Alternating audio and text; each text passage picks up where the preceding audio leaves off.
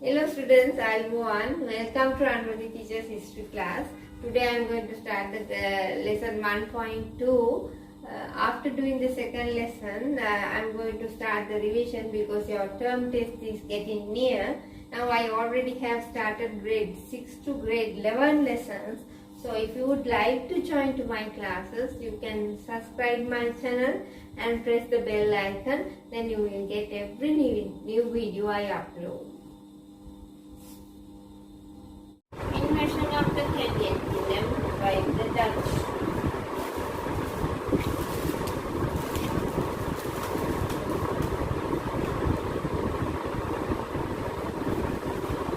After King Sri Vijayaraj's Nayakara Queen's brother ascended the throne. Now you know it is according to the Nayakara traditions, if there is no heir to the throne,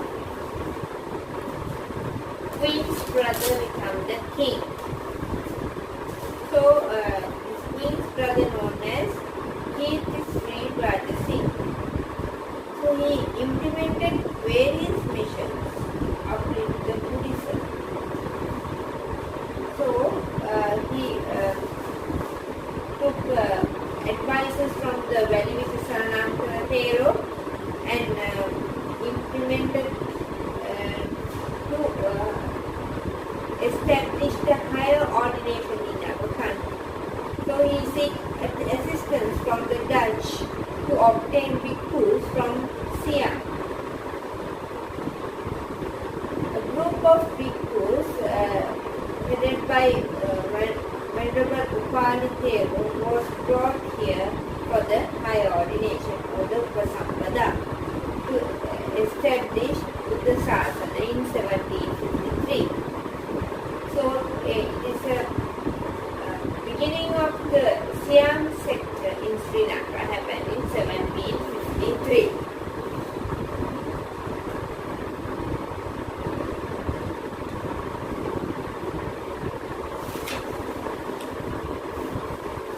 The conflicts in between Canadian Kingdom and the Dutch once again started in 1762.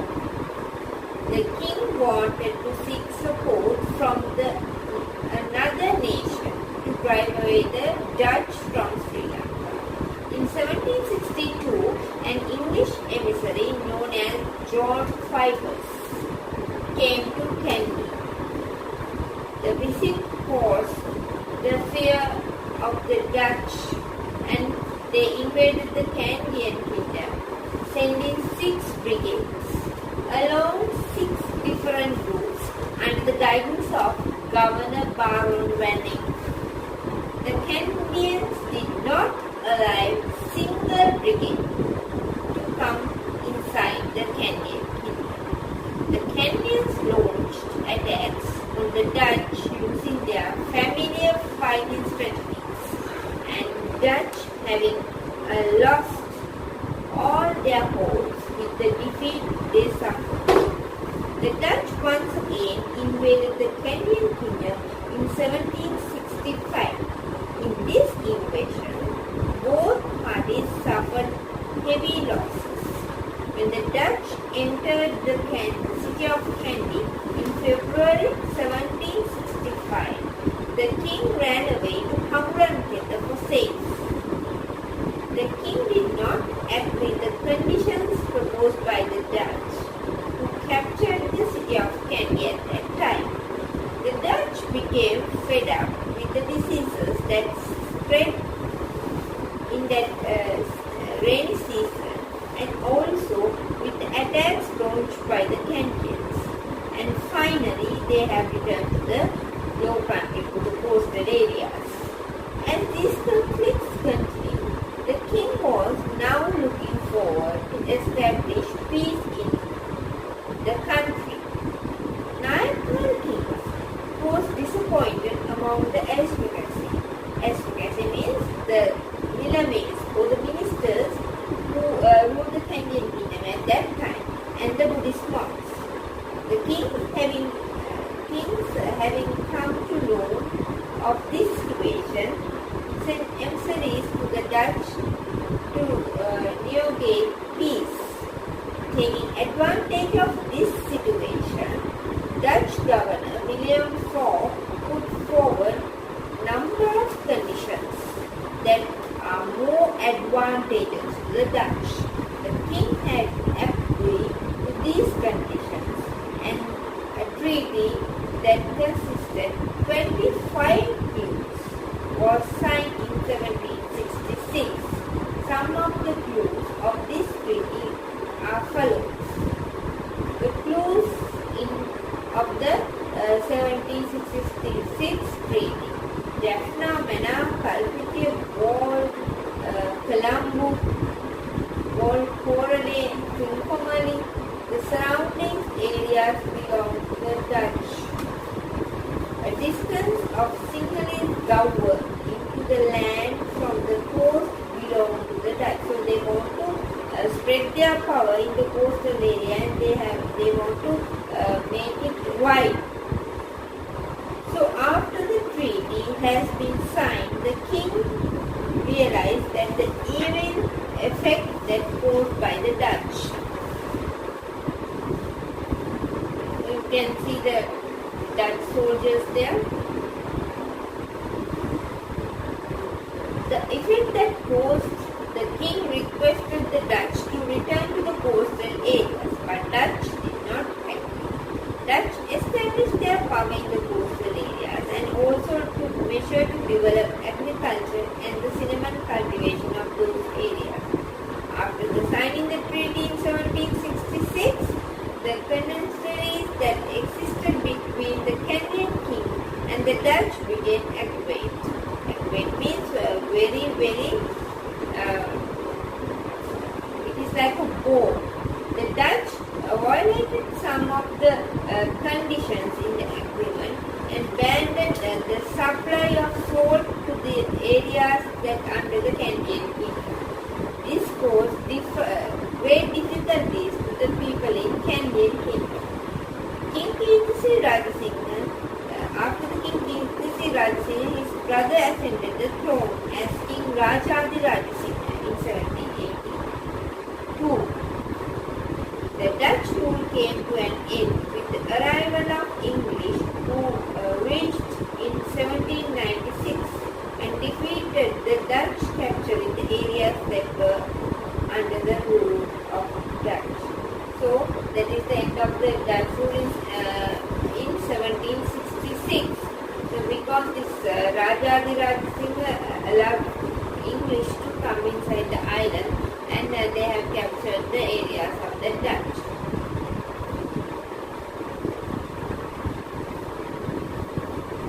Organizing the Dutch administration.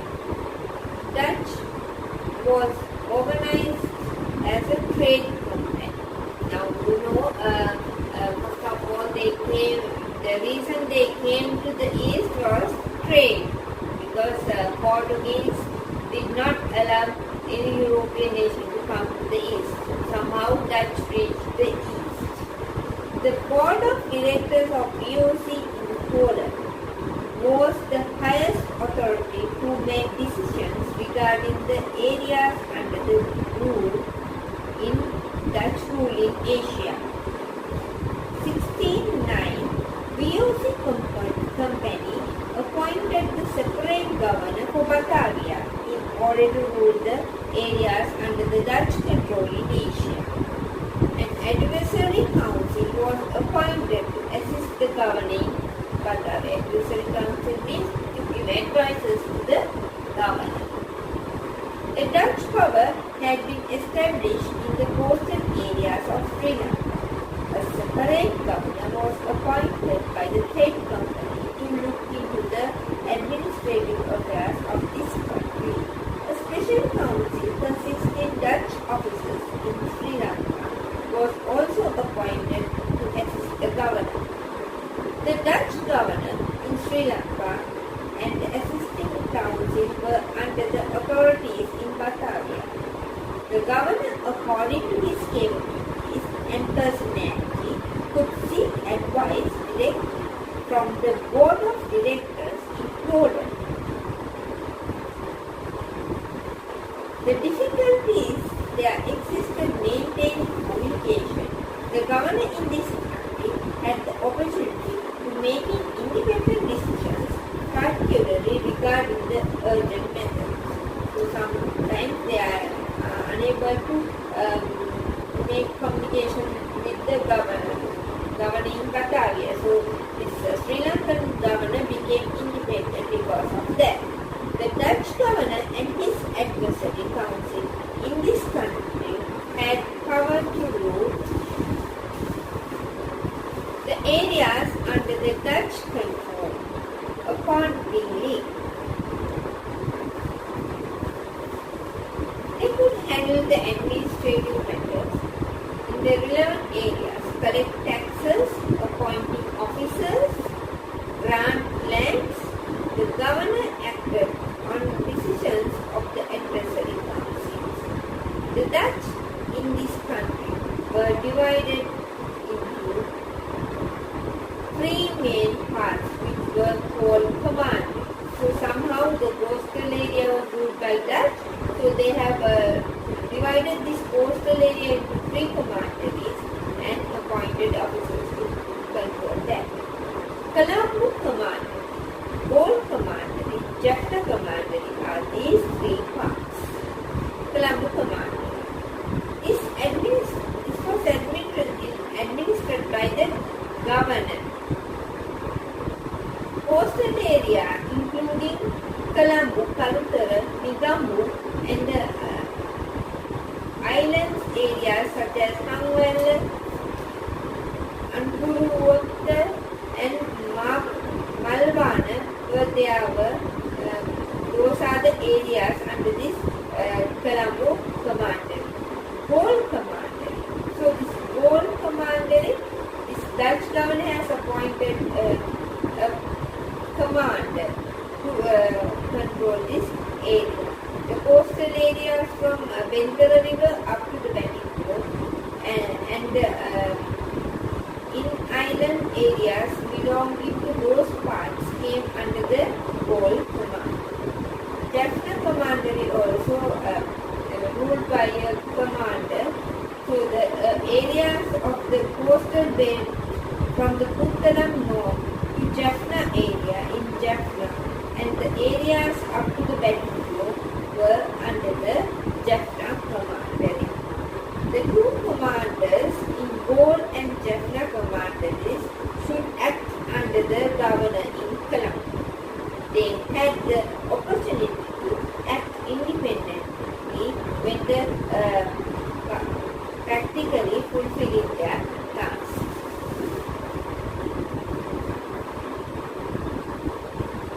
The administration belonged to the governor and the commanders was divided into three parts, namely civil administration, military administration and the trade.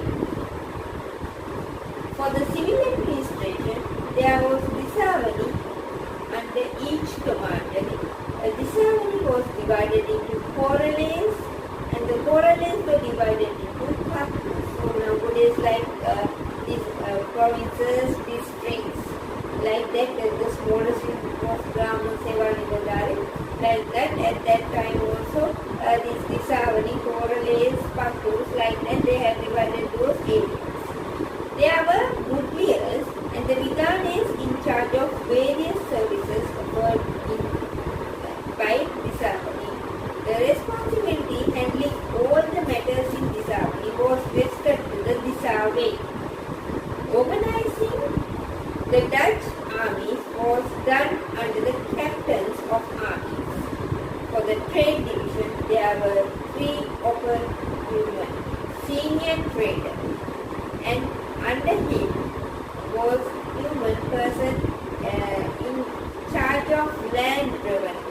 Accordingly, the following chart you can see how the administration organized under the Dutch. You can see the chart.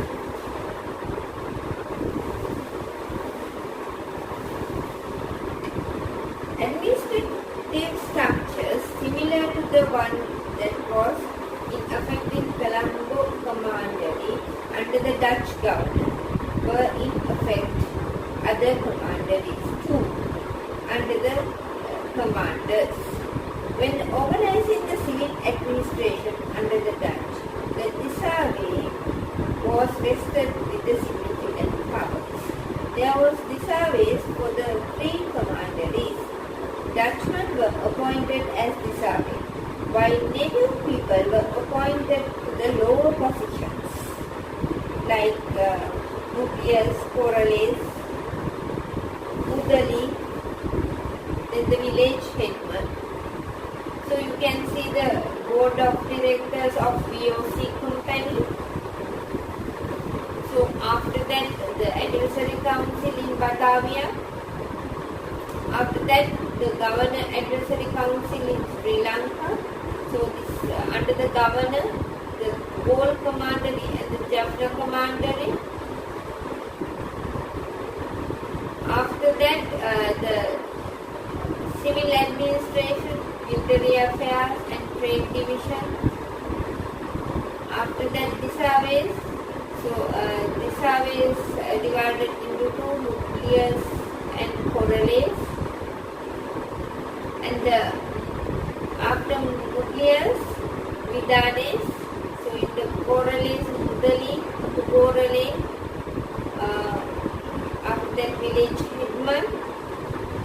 Then the trade division, overhuman, that means senior trader, and the human is in charge of land revenue. So like that, there are different areas administered by the Dutch, like civil administration, military administration and trade. So those are the main 3 points they focus their attention to develop. So that is why it is, those 3 are the most valuable areas they have focused their attention.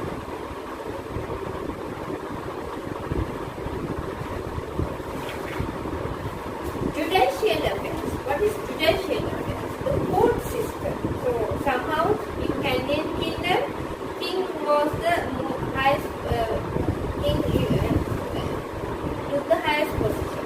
So he is the person who has solved the problems of the people.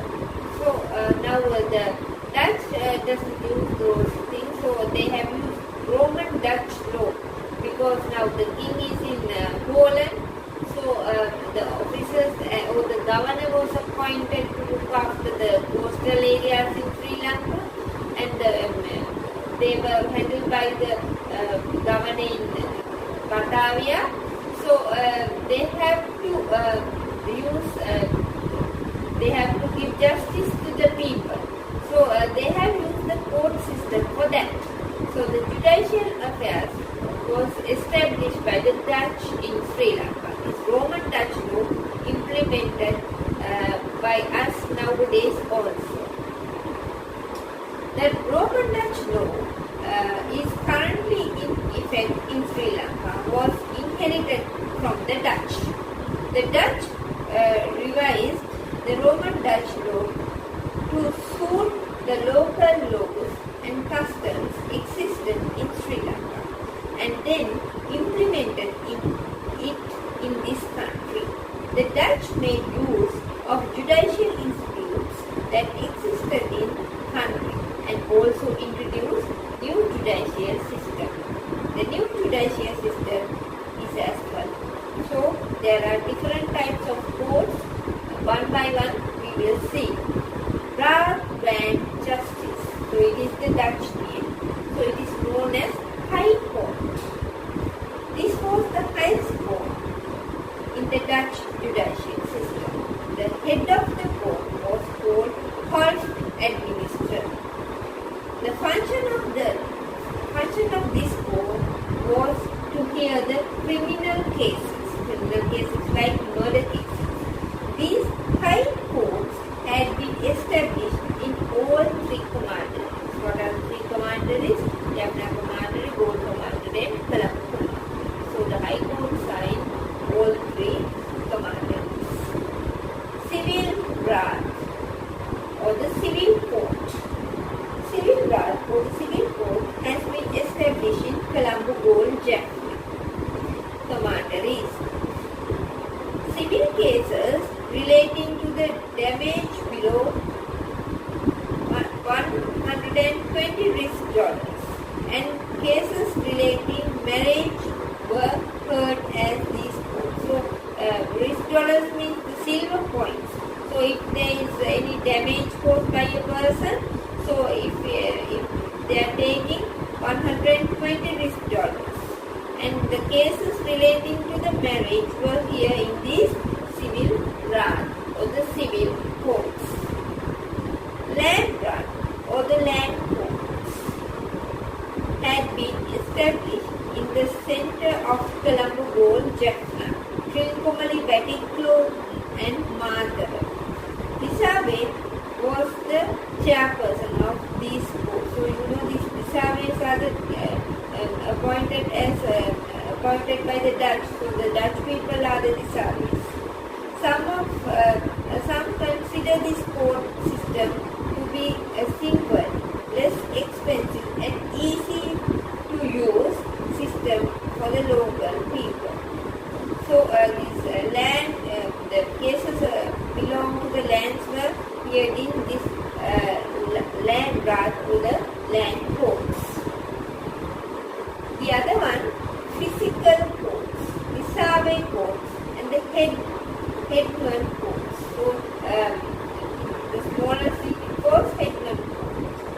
These courts function as courts at the lowest level of the Dutch judiciary.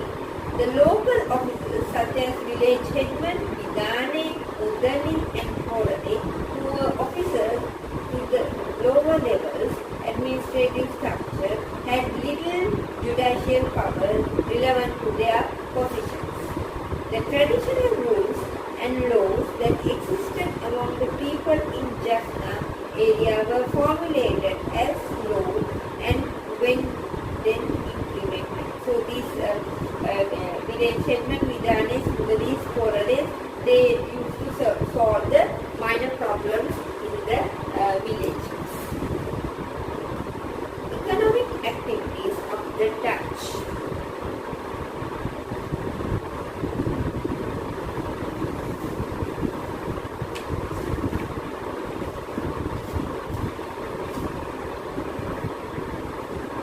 Maximum economic benefits. So Dutch used to take maximum economic benefits from the areas under their rule in Sri Lanka.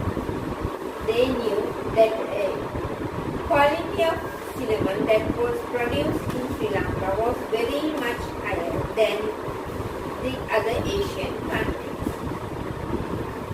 Dutch were interested in promoting the cinnamon cultivation and processing and trading cinnamon.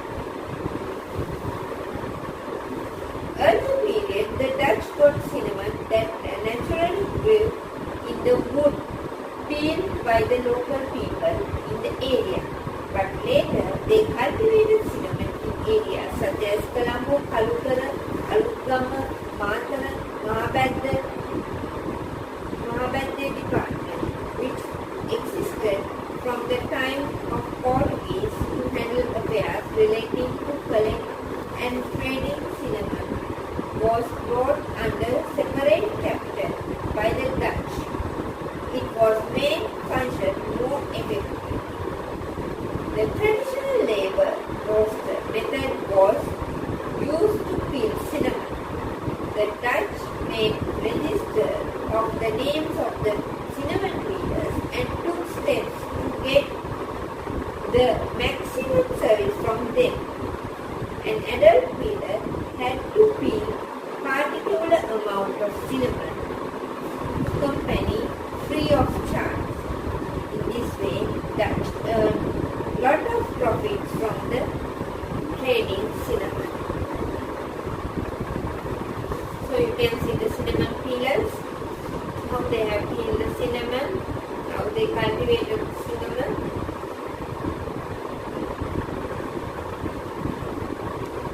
From cinnamon, the Dutch also earned profits from the trade of items such as, not only from the cinnamon, so the items such as arecanut, pearl, ivory, pepper, nutmeg, cardamom, elephants, and beavers.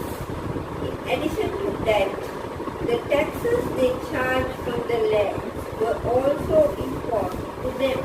The Portuguese had prepared a type of register called tombo, which contained details of the ownership of the land and the taxes to be collected from those lands. The Dutch further regularized those registers and prepared three types of tombos, namely family, land, and school tombos. The family tombo contained details of the families that lived in the village. The land tombo contains details of the lands that belong to the families of a village, the type of cultivations available in the lands, and the taxes to be collected from those lands by the company. In a school tombo, names of the parents of the children living in a village, the dates of the birth of the children, dates leaving school and moved another village, such as dates were included. So those are included on those tombos or the books. Details containing land tombo. You can see what are the details containing the land tombo. Tombo of the land belong to the Don Bastian Apuhami of Ranmalee. Number of coconut trees in that area 195. The taxes to be collected $1 and 24 stivers. So they have taken the number of trees and the land, the size of the land, and they have taken the taxes from those people. So that is a tombo.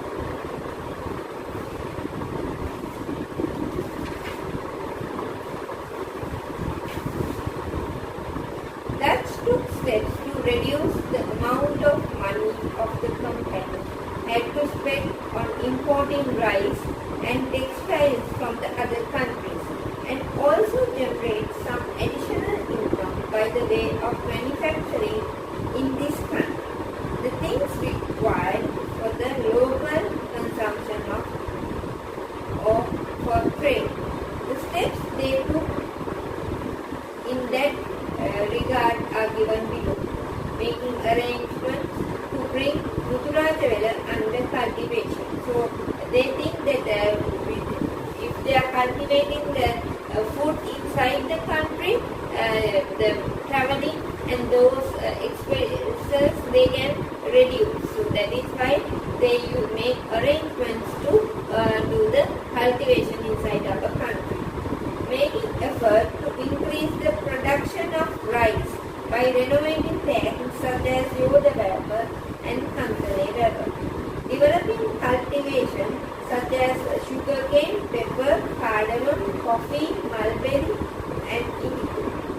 Developing industries such as weaving clothes, dyeing clothes, and making bricks and tiles. Constructing canals such as Hamilton Canal in Colombo and using them for transportation of goods. So somehow they can transport their commodities through these canals. So you can see the Hamilton Canal in Colombo built by Dutch.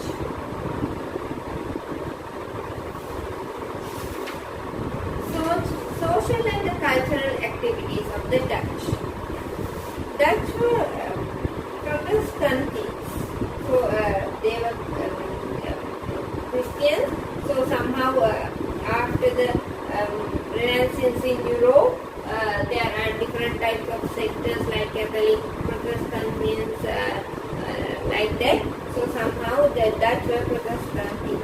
After they had captured the coastal areas, they implemented various measures to spread their religion. They brought clergymen from the Poland in order to convert people into the Protestantism. The Dutch use education to spread their religion. Educational activities. Dutch established a system of institutes called schools or scholen for the purpose of promoting their religion. One school was established for the several villages, and it was made compulsory for the children in those villages to attend to the school. Education was provided in the mother tongue for the children, so it is very easy for them to spread their religion. Prayers in Protestantism were given prominence in school curriculum.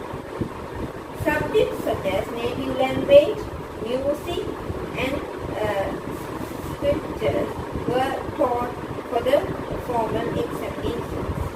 System was started too. They appointed team of officers supervised the school. Separate schools were established for the children of Europeans. Education given in Dutch language at the seminary in Palermo. In this way, the Dutch took steps to convert people into the Protestantism through the education. The Dutch brought the printing press of this country for the first time in 1739, and an extract from the Bible was printed in that machine, was distributed among the people in the coastal area. So in 1739 they brought the printing machine. So you can see the Dutch buildings, the architectural creations, the way they have built the buildings. So the printing machines they brought in 1739. Social and the cultural impact of the Dutch rule. The Dutch ruled the coastal area of Sri Lanka for 130 years. So somehow their Sri Lankan people influenced lot of things from them. Construction of houses with the verandas, upstairs, columns, high roofs, following Roman architecture. So earlier also you saw their buildings. So those things were included in these buildings. Introduction of number of type of foods. Nowadays also we eat those food. Cake, pickle, cookies. Introduction of judicial system. So it is very valuable for Sri Lanka. Nowadays also this Roman Dutch law implemented in Sri Lanka. Addition of burgers in Sri Lanka. So these burgers are coming from the Dutch with the Sri Lankans. They influence the Dutch culture.